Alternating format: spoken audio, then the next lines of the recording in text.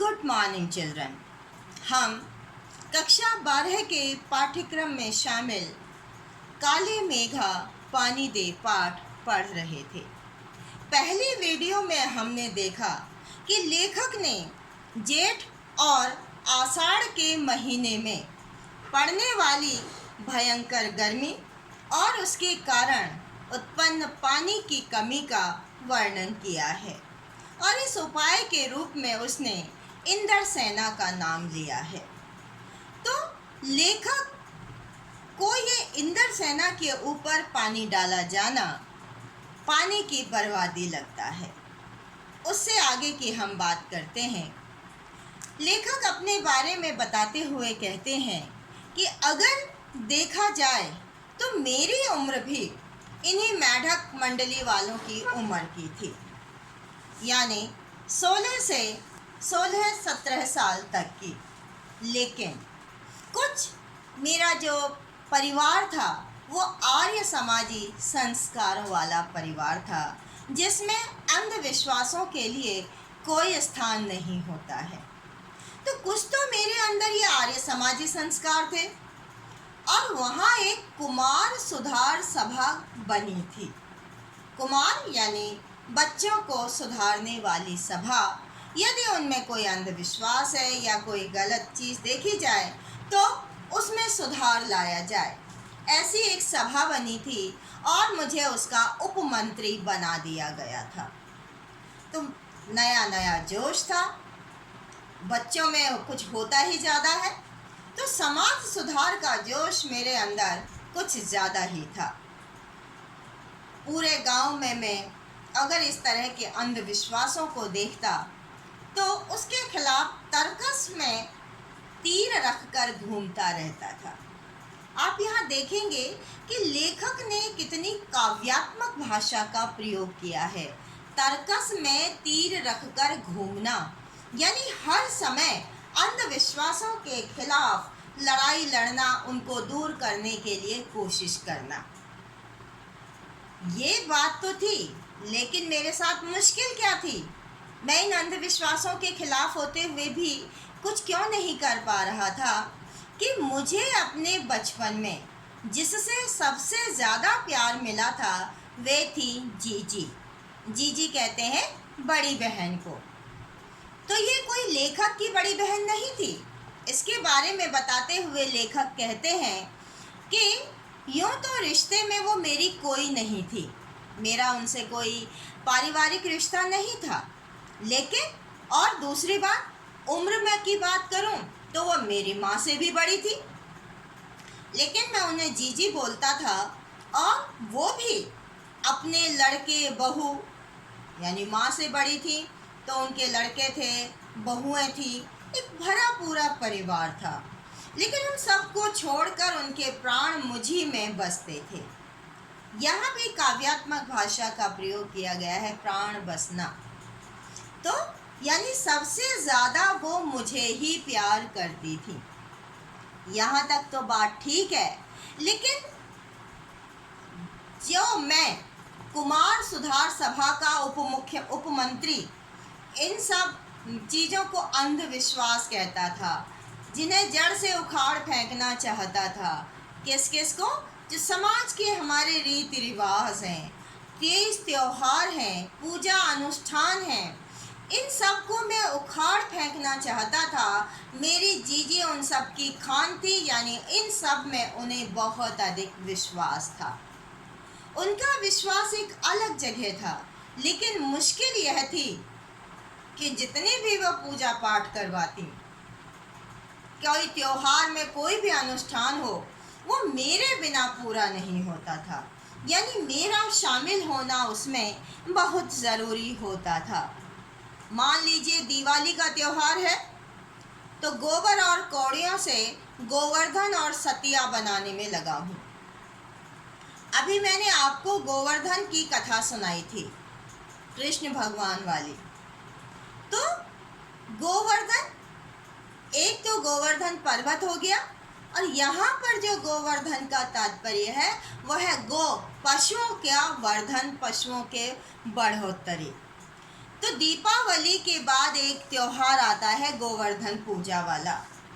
तो वह उस समय जो गांव में इसका विशेष महत्व है, क्योंकि ग्रामीण जीवन में पशुओं का विशेष महत्व होता है। वो उनके परिवहन के साधन के रूप में भी प्रयोग होते हैं, खेतों की सिंचाई के रूप में प्रयोग होते हैं, जुताई के लिए, फसल को निकालने के लिए, उन सब के लिए प्रयोग होते हैं। आज के समय में तो तकनीक आ गई है अनेक तरह की, तो अनेक तकनीकों के माध्यम से ये काम होते हैं। लेकिन स्वतंत्रता प्राप्ति से पूर्व तो ग्रामीण जीवन में पशुओं का बहुत बड़ा महत्व था। तो मैं कभी गोबर से, कौड़ियों से गोवर्धन की गोवर्धन बनाने में लगा हुआ हूँ, सतिया स्वास्तिक बनाने में लगा हुआ हूँ। मान लीजिए जन्माष्टमी का त्यौहार है तो रोज़ 8 दिन तक झांकी सजाई जाती थी, पंजरी बनाई जाती थी, तो मैं झांकी सजाने में लगा हुआ हूँ, पजरी बांटने में लगा हुआ हूँ। हर छठ है तो छोटी रंगीन कुल्हियों में भूजा भर रहा हूँ। तो जो हमारा एक ग्रामीण परिवेश है, ग्रामीण समाज है, वो हर चीज़ में एक उत्सव ढूंढ लेता है, त्योहार ढूंढ लेता है। हर छठ जन्माष्टमी से 2 दिन पहले आता है, जो पूर्वी उत्तर प्रदेश में मनाया जाता है विशेष रूप से। तो छोटी छोटी कुल्हियाँ होती थी, जैसे छोटे छोटे मान लीजिए घड़े हैं तो उसी शेप के होते हैं, लेकिन बहुत छोटे छोटे। तो उनमें भुने हुए अनाज भरे जाते हैं। तो ये भूजा क्या है? भुना हुआ अनाज। कैसे? किसी में भुना चना, किसी में भुनी मटर, किसी में भुने हुए चावल और किसी में भुना हुआ गेहूँ। और ये जो धार्मिक अनुष्ठान होते थे, जीजी सब मेरे हाथों से कराती थी, ताकि जो ये पूजा पाठ कर रही हैं उसका पुण्य मुझे मिले, केवल मुझे मिले। अब इस बार मैं थोड़ा बड़ा हो चुका था, कुमार सुधार समिति का उपमंत्री था, तो मैंने जीजी से साफ मना कर दिया कि मैं इनके, ये मेढक मंडली है गंदी, मैं इनके ऊपर बाल्टी भर भर कर पानी नहीं फेंकूंगा, बिल्कुल भी नहीं फेंकूंगा। लेकिन जीजी का ये विश्वास था, और जब जीजी बाल्टी भरकर पानी ले गई, शरीर बूढ़ा था, बूढ़े पांव डगमगा रहे थे, हाथ कांप रहे थे, और कोई समय होता तो मैं जीजी से फौरन दौड़कर बाल्टी ले लेता, लेकिन मैंने बाल्टी में हाथ नहीं लगाया और मैं अलग मुंह फुलाए खड़ा रहा। यहाँ पर मुहावरेदार भाषा का प्रयोग है, मुंह फुलाकर खड़े रहना, गुस्सा होना। और मैंने उस मेढक मंडली के ऊपर पानी नहीं डाला। शाम को उन्होंने मुझे लड्डू और मठरी खाने को दिए, लेकिन मैंने उन्हें भी नहीं खाया, अपने हाथ से अलग खिसका दिया। मुंह फेर कर बैठ गया, गुस्सा होकर बैठ गया। जीजी से बोला भी नहीं। पहले वे भी तमतमाई यानी गुस्सा हुई कि भाई ये कौन सी बात है। लेकिन ज़्यादा देर तक वो मुझसे गुस्सा नहीं होती रह पाती थी, तो उनसे गुस्सा नहीं रहा गया। मेरे पास आई, मेरा सिर अपनी गोद में लेकर बोली, देख भैया, रूठ मत, गुस्सा मत हो, मेरी बात सुन। तो इस इंदर सेना के ऊपर बाल्टी भर भर कर पानी फेंकने को अंधविश्वास कहता है ना? ये अंधविश्वास नहीं है। अब वो मुझे समझाने लगे। देखो बच्चों, जो गांव के लोग होते हैं वो एक विश्वास में जी रहे होते हैं। तो उन्होंने क्या समझाया कि हम इन्हें पानी नहीं देंगे तो इंद्र भगवान हमें पानी कैसे देंगे। मैं कुछ नहीं बोला। फिर जीजी बोली, तू इसे पानी की बर्बादी समझता है ना? लेकिन यह पानी की बर्बादी नहीं है, यह पानी का अर्घ चढ़ाते हैं।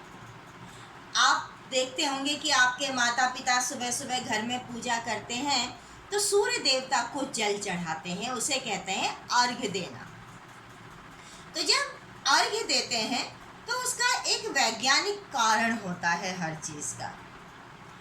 तो जब जल दिया जाता है तो वो वाष्प के रूप में वेपोरब होता है और आसमान में जाकर फिर हमें वर्षा के रूप में वही जल प्राप्त होता है। तो यहाँ पर उन्होंने कहा ये जो पानी का अर्घ्य हम चढ़ाते हैं, तो जो चीज़ मनुष्य पाना चाहता है अगर उसे पहले देगा नहीं तो फिर कैसे पाएगा। इसीलिए ऋषि मुनियों ने दान को सबसे ऊंचा स्थान दिया है। जब जीजी ने ये कहा कि ऋषि मुनियों की बात कही, तो मैंने उनसे कहा ऋषि मुनियों को काहे बदनाम करती हो जीजी?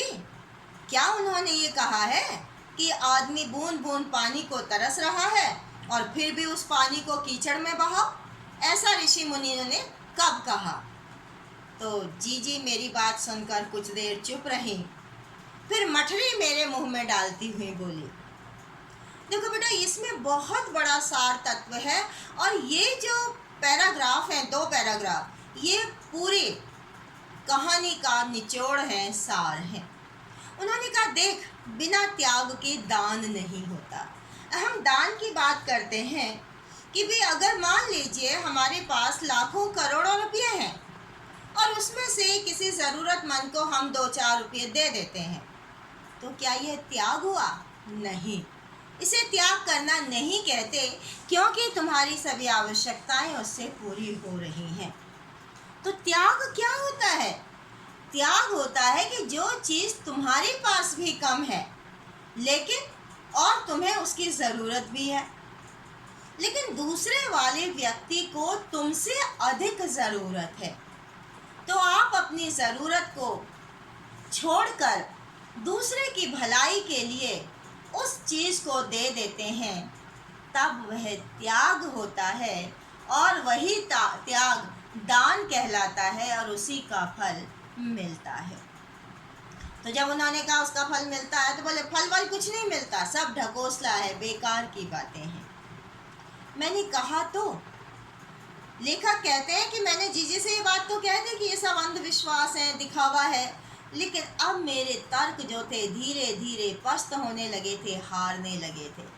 कितनी सुंदर भाषा का यहाँ प्रयोग किया गया है। मेरे तर्कों का किला पस्त होने लगा था, लेकिन मैं भी अपनी जिद पर अड़ा हुआ था। जीजी फिर समझाते हुए बोली, देख, तू अभी कितना छोटा है, लेकिन अभी से पढ़ लिख गया है। मैं तो अनपढ़ हूँ, मैंने तो गांव के मदरसे का मुंह भी नहीं देखा है, लेकिन अपने अनुभव से मैंने एक बात देखी है कि अगर किसान को 30-40 मन गेहूं अपने खेत में उगाना है, तो उसे क्या करना होगा? वह 5-6 सेर, बेटा मन में कितना किलो आता है? एक मन में आता है 40 किलो, तो यानी 30-40 मन का मतलब है 250-300 किलो यदि गेहूं हमें चाहिए, उतना उगाना चाहता है, तो किसान अपने पास से 5-6 सेर अच्छा गेहूं लेकर उस ज़मीन में क्यारियां बनाकर फेंक देता है। उस क्यारियां बनाकर जब वो फेंकता है तो उसे बुआई करना कहते हैं, उसे बोना कहते हैं। और जब वो किसान उस खेत में बुआई करता है, तभी उसे 30-40 मन गेहूं की प्राप्ति होती है।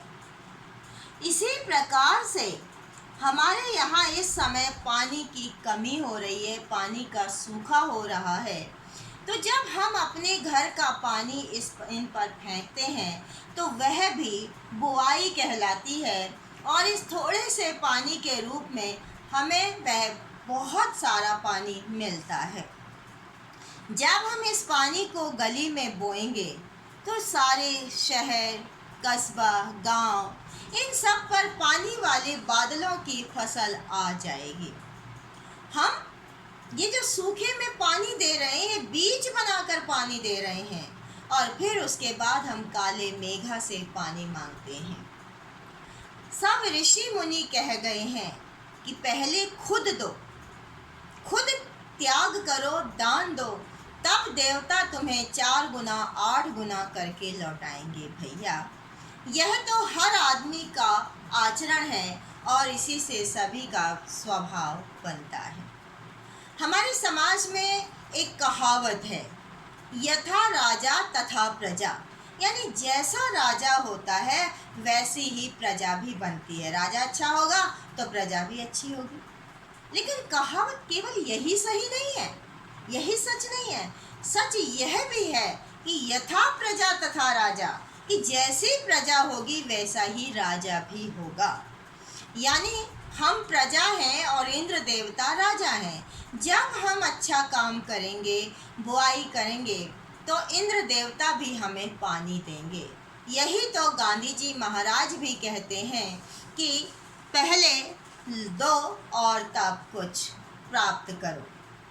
अब ये गांधी बाबा की बात जी कहाँ से करती हैं? मैंने आपको पहले भी बताया था, ये स्वतंत्रता आंदोलन के समय की ये कहानी है जो संस्मरण है लेखक का। तो जी का एक लड़का स्वतंत्रता आंदोलन में भाग ले रहा था और पुलिस की लाठियां भी खा चुका था। तब से जी गांधी महाराज की बात अक्सर करने लगी थी। याद कर रहे हैं लेखक अपने उस समय को। कहते हैं जी ने मुझे आज से कितने लगभग 50 से ज़्यादा बरस होने को आ गए जब जी ने मुझे ये बातें बताई थी, लेकिन आज भी मेरे मन पर वैसी की वैसी ही खुदी हुई हैं, जमी हुई हैं। कभी कभी इस समाज में जब हम अनेक संदर्भों में देखते हैं तो जी की बातें मन को कचोट जाती हैं। आज हम अपने देश के लिए क्या कर रहे हैं? अगर हम त्याग की बात करते हैं तो अनेक देश, हम अपने देश के लिए कहाँ त्याग कर रहे हैं? हर क्षेत्र में सरकार से हम बड़ी बड़ी मांगे करते हैं, लेकिन देश के लिए कहीं भी त्याग का नामो निशान नहीं है। आज हमारा स्वार्थ, अपना केवल अपने बारे में सोचना, यही एकमात्र हमारा लक्ष्य रह गया है। जब हम किसी के भ्रष्टाचार की बातें सुनते हैं तो क्या करते हैं? बड़े चटकारे ले लेकर उसके भ्रष्टाचार के बारे में बताते हैं। पर क्या कभी हमने जांचा है कि अपने लेवल पर, अपने स्तर पर कहीं हम भी तो उसी भ्रष्टाचार का अंग नहीं बन रहे हैं? आज हमारे मन से त्याग की, दान की भावना समाप्त होती जा रही है। जब तक हमारा समाज अनपढ़ था तब तक वो लोग फिर भी इस तरह की बातें सोच पाते थे। आज विज्ञान के समय में हमारे मन से ये बातें धीरे धीरे समाप्त होती जा रही हैं। काले मेघा दल के दल उमड़ते हैं, पानी झमाझम बरसता है, पर गगरी फूटी की फूटी रह जाती है, बैल प्यासे के प्यासे रह जाते हैं। आखिर कब बदलेगी यह स्थिति? बहुत सोचने के लिए ये विवश करती हैं। क्या है कि जब हम बुआई कर रहे हैं तो काले मेघा यानी बादल उमड़ रहे हैं, पानी बरस रहा है। यहाँ हम राजनीतिक और सामाजिक संदर्भ में देखते हैं कि सरकार की तरफ से लोगों के सुविधाओं के लिए, कल्याण के लिए अनेक योजनाएं निकलती हैं, लेकिन उन योजनाओं का लाभ आम जनता तक नहीं पहुंच पाता है। वे प्यासे के प्यासे ही रह जाते हैं। आखिर यह स्थिति कब बदलेगी समझ में नहीं आता है।